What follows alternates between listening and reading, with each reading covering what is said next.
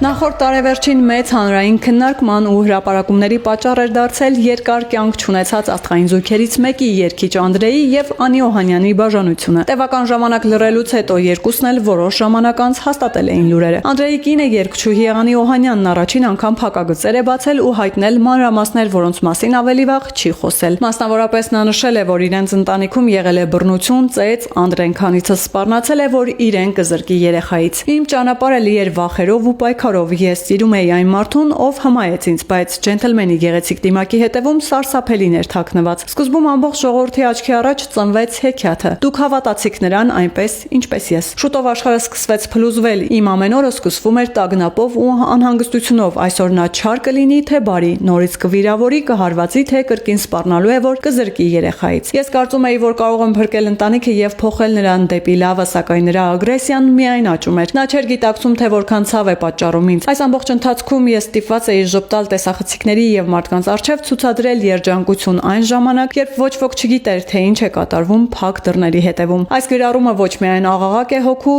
դա կոչ է բոլոր կանանց, ովքեր տառապում են ինձ նման։ Սոցցանցի իր էջում գրել է Անին։